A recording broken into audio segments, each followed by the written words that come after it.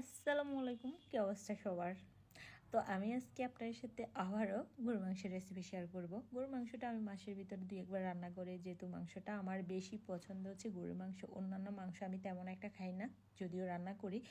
তো গরুর মাংস আমি বেশি পছন্দ করি। আজকের মাংসগুলো আমার অনেকটা ফ্রেশ এবং খুবই ভালো লাগতেছে মাংসটা দেখে। তো আজকের মাংসগুলো আমি কুকারে রান্না করব, আর কুকারে রান্না করার মেন কারণ হচ্ছে একটু সময় বাঁচানো, ওইটাই।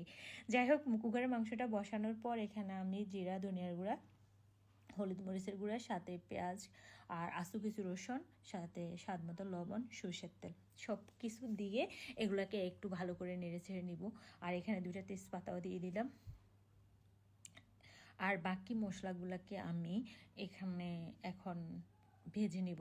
ভেজে এগুলাকে আমি ব্লেন্ড করে নিব। তো এখানে আমি মিষ্টি জিরা নিচে কিছু, ধনিয়ার নিচে কিছু, তারপর কয়েকটা দারুচিনি, একটা স্টার, কিছু লং আর কিছু কালো গোলমরিচের গুঁড়া, জায়ত্রী একটা, আর জায়ফল একটা। জায়ফলের আমি অর্ধেক ব্যবহার করব এখানে, যেহেতু আমার মাংস কম, 2 কেজি মাংস।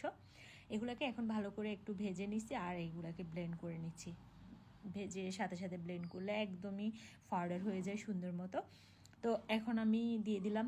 আর আপনার কুকারের মাংস রান্না আর নর্মালি আমরা যেভাবে রান্না করি অনেকক্ষণ সময় নিয়ে, সেভাবে রান্নার কিন্তু স্বাদটা দুইটাতে 2 রকম হয়।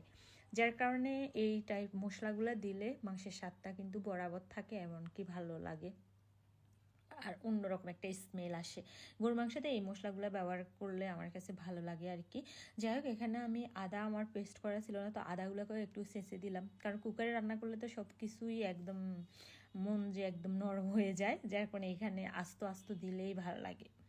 তো এখন অনেকক্ষণ নাড়াচাড়া করলাম মশলাগুলো দিয়ে, আর একটু পানি অ্যাড করে নিচ্ছি। যারা কুকারে রেগুলার রান্না করে তারা জানে যে কী পরিমাণে পানি দিতে হয়। তো আমিও পরিমাণ মতো একটু পানি দিয়ে নিছি।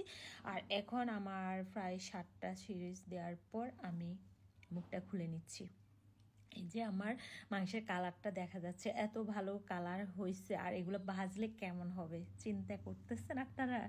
আর এইভাবে কি কেউ রান্না করেন আমার মতো? অবশ্যই কমেন্টস করে জানাবেন। তো এখানে আমি মাংসগুলোকে ভাজার জন্য একটু পেঁয়াজকে একটু লালচে করে নিচ্ছি, তারপর মাংসগুলো ঢেলে দিলাম।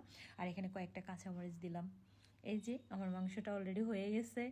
একটু ঝোল ঝোল মাখা মাখা ঝোল রাখছি, কারণ হচ্ছে মাংস রান্না করলে অনেক, এই মাংসের ঝোল দিয়ে অনেক অনেক কিছু খাওয়া হয়।